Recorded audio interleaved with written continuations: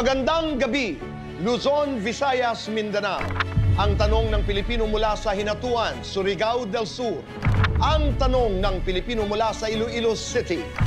Ang tanong ng Pilipino mula sa Las Piñas City. Lahat ng yan, sasagutin ni Kuya Alan dito lang sa Cayetano in Action with Boy Abunda. Magandang gabi, Luzon, Visayas at Mindanao. Narito po tayo sa tanong ng Pilipino. Narito po ang unang katanungan mula kay Karen. May asawa na po ako bago po ako kinasal. Yun nga, asawa ko may 2 anak sa labas. Ang tanong ko lang po, obligado po ba naming magbigay ng sustento monthly? At magkano naman po? O kailangan po demand nila? Ang asawa ko po, ang sahod niya po ay sapat lamang sa aming pamilya. Salamat sa tanong, Karen. No? Unang-una, legal at natural na obligasyon ng isang magulang na suportahan ang kanilang anak, di ba? Sinabi kong natural kasi anak mo yan eh, di ba? So by nature, by the way God created us, anak mo yan, so dapat yan ay suportahan.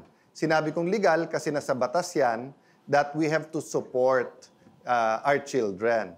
Having said that, di ba yung demand can come in different ways. Of course, kung hindi sila tumatawag, hindi tumatawag ang nanay, etc., then that's between yung asawa mo o yung tatay nila at yung mga anak nila, di ba? But syempre, ang isang tatay na nagmamahal sa anak nila, kahit kamustahin man lang sila, kasi yung support hindi lang financial yan eh, di ba?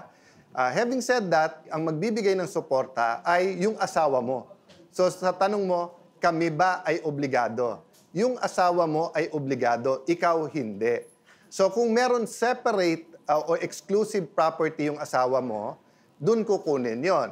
Ngayon, kung yung pera ng asawa mo ay pera mo rin, ibig sabihin yung conjugal yung property, ay hahatiin yon at yung portion lang ng pera ng asawa mo ang obligated gamitin.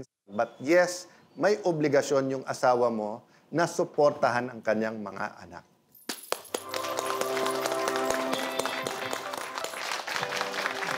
Ang pangalawang katanungan natin dito sa tanong ng Pilipino ay galing sa Iloilo City.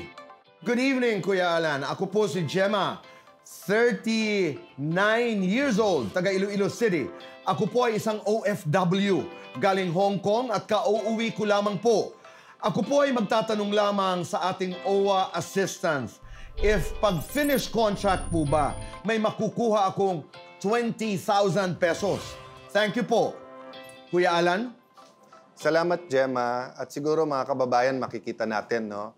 Hindi porke nakapag-abroad na, ay lahat ng problema ay nasolusyonan na. Kaya marami po na bumabalik sa Pilipinas ay naghahanap pa rin ng magandang pagkakakitaan.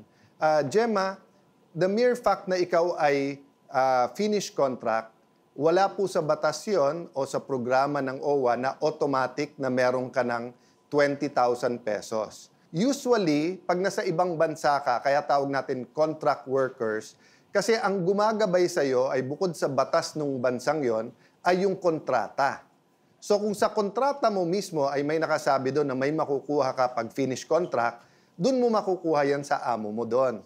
Ngayon, kung wala kang sa amo or sa kumpanya or kung sino man ang kakontrata mo doon.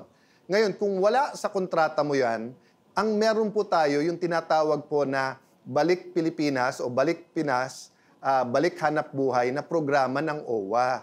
Ang sinasabi po dito ay kapag ka distressed or displaced worker, ay pwede kang makakuha ng 20,000 para tulungan ka magkaroon ng hanap buhay. Galing Las Piñas naman ang ating huling katanungan ngayong gabi. Dito sa tanong ng Pilipino, ako po si Marlene, 49 years old, taga Las Piñas, Kuya Alan. Gusto ko lamang po itanong, pinagbentahan ako ng lupa na napapagitnaan ng ibang property nang nagbenta sa akin. Pwede po ba ako mag-demand ng right of way sa nagbenta ng lupa sa akin para naman may daan ako palabas sa public road? Kuya Alan? So, depende ang sagot. In all cases kasi, pwede kang magkaroon ng right of way. Kung ang property bilhin mo, ang pinaligiran to ng lupa na iba may-ari. ang may-ari hindi yung nagbenta sa'yo ng lupa mo ngayon, then pwede kang humingi ng right of way, pero magbabayad ka. Pero kung ang nagbenta sa'yo, siya din may-ari ng lupa kung saan napapaligiran yung lupa mo, hindi mo kailangan magbayad ng right of way. In all cases, ang pipiliin na daan dyan, yung daan po na list na nakakaperwisyo dun sa katabi mong lupa. So, meron bang remedyo? May paraan ba? Yes. Pero yun nga, mas maganda kung bago binili, nagkaroon na ng linawan na kasi nga, yung delay at saka yung usapan, magkano, saan dadaan, medyo mabusisi yan. Maraming salamat po sa inyong mga katanungan dito sa Tanong ng Pilipino.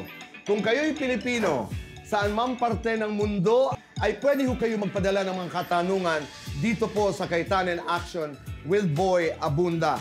All you have to do ay i-post nyo po ang inyong mga tanong sa ating social media accounts at ang Tanong ng Pilipino, sagot ng Cayetano in Action. Maraming salamat. Huwag po kayong aalis dahil magbabalik pa po ang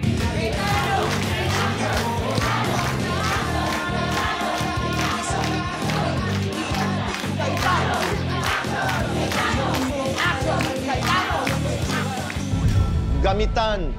Julie, nahuli ang kapitbahay na ginamit ang pangalan niya para makapagpakabit ng kuryente.